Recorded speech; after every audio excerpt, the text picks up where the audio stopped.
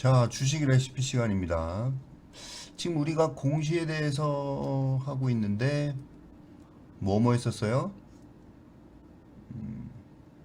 대주주, 그쵸? 대주주, 임원, 공시랑 또 무슨 공시?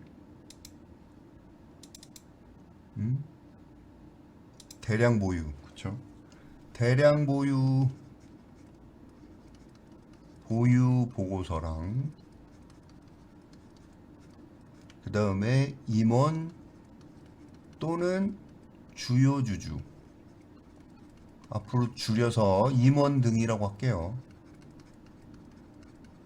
이 두 가지에서 했죠. 오늘 차이점에 대해서 정리를 한번 하고 그 다음에 요걸 가지고 우리가 어떤 식으로 매매에 이용할지 한번 볼게요. 자, 일단 대량 보유 보고서는 뭐예요? 뭐라고 그래요, 이거를? 5% 룰이라고 그러죠. 5% 룰. 5% 이상 지분을 가지고 있으면 꼭 공시를 해야 된다. 보고를 해야 된다 이거죠. 그 다음에 임원 등은 누구라고 그랬어요? 특수관계인이죠. 그 다음에 최대 주주는 대부분이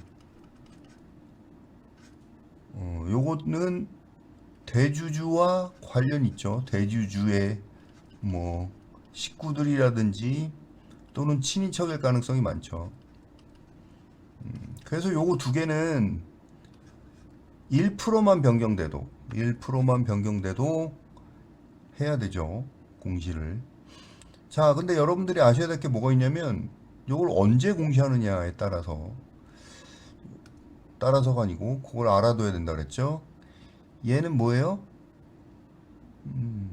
얘는 5일째 되는 날. 근데 기준이 중요하다고 그랬죠. 무슨 5일째 되는 날? 체결되고. 그 다음에 얘는 결제됐을 때 바로 공시해야 돼요. 결제는 뭐예요? 2영업일 후죠. 중간에 휴일이 껴있을 때는 건너뛰고 장이 쓴 날로 합해서 2영업일. 아셨죠? 시기는 비슷할 수가 있죠. 얘는 체결되고 5일째니까 마이너스 1 빼면 3일. 그쵸? 2영업일. 근데 문제는 대량 보유 보고서인 경우에는 전문 투자자인 경우는 어떻게? 전문 투자자인 경우에는 2월 10일까지. 이거는 왜 그러냐면 전문 투자자인 경우에는 굉장히 많을 수가 있어요. 뭐가 많어? 가지고 있는 회사. 예를 들어서 전문 투자자 중에 우리나라 제일 큰 손이 뭐예요? 누구예요? 국민연금이죠. 국민연금 같은 경우에는 굉장히 많은 주식을 보유하고 있죠. 이거를 매번 공시하려면 여러분 어때요? 짜증나겠죠? 그래서 전문 투자자인 경우에는 2월 10일까지 다음 달 10일까지 보고를 하면 되는 거예요. 다 이유가 있죠. 자, 그 다음에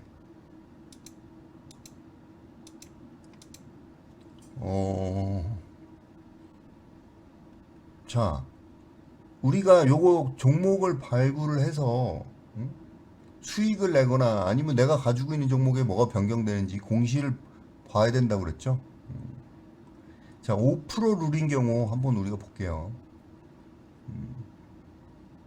5% 룰인 경우 여러분이 아셔야 될 게 뭐냐면 국민연금일 때 국민연금이 5% 지분 갖고 있는 거는 1월, 4월, 7월, 10월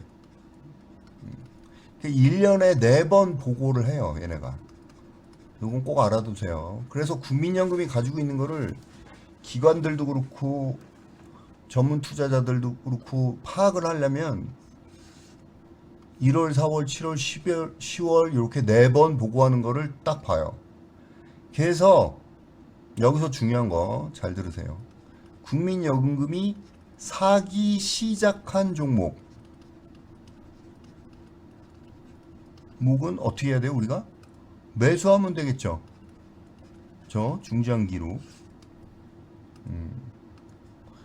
그 대신 국민연금이 20% 이상 벌써 보유한 종목, 물론 다 그런 건 아니지만 새로 사서 20% 이상 보유하고 있는 종목은 매도해야 되겠죠.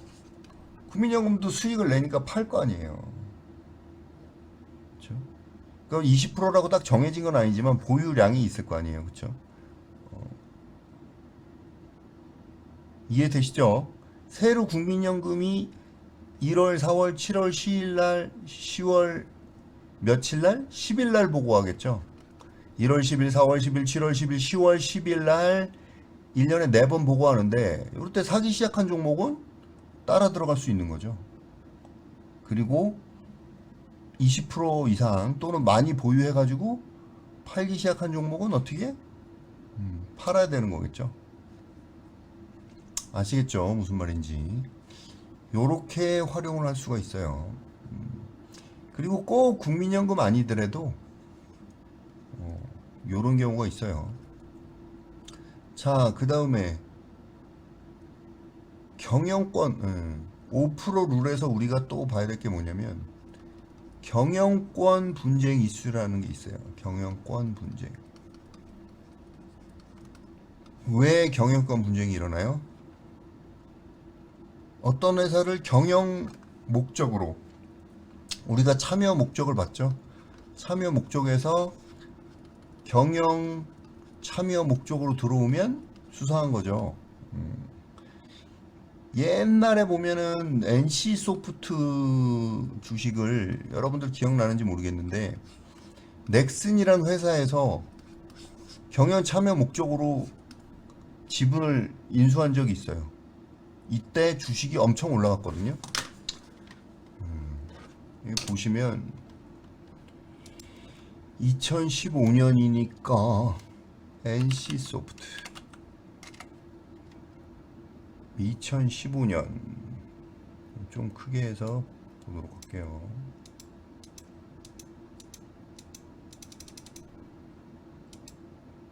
2015년 요때죠. 2015년 요때 경영권 분쟁으로 NC소프트가 엄청 올라간 적이 있죠. 일시적으로. 요때부터 쭉 그쵸? 이런 식으로 공시를 이용해서 넥순? 넥순이가 누구냐?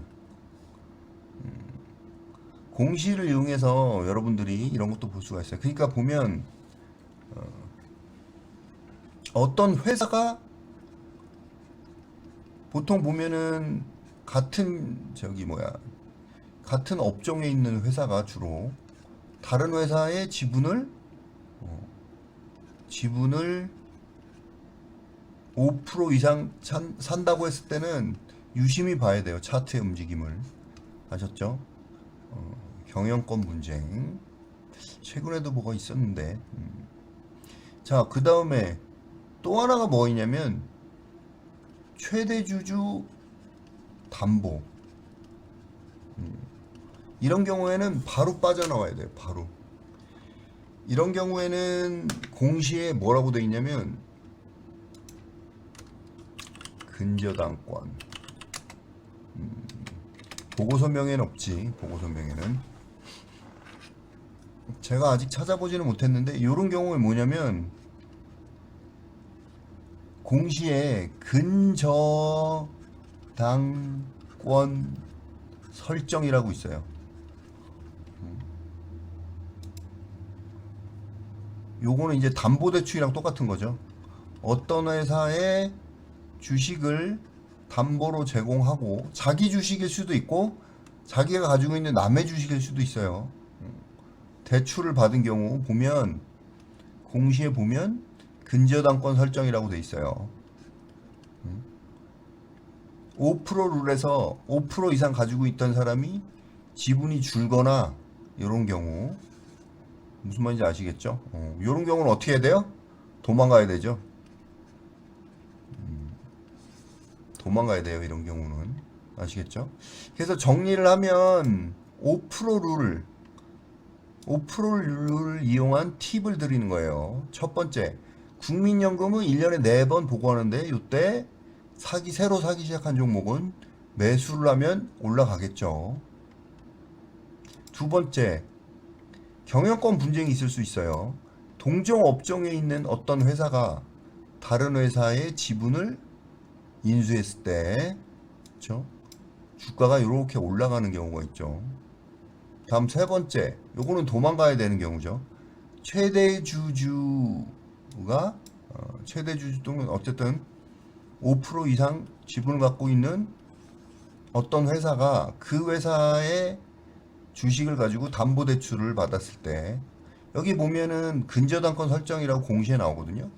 네, 이런 경우에는 도망가야 되죠. 문제가 되니까.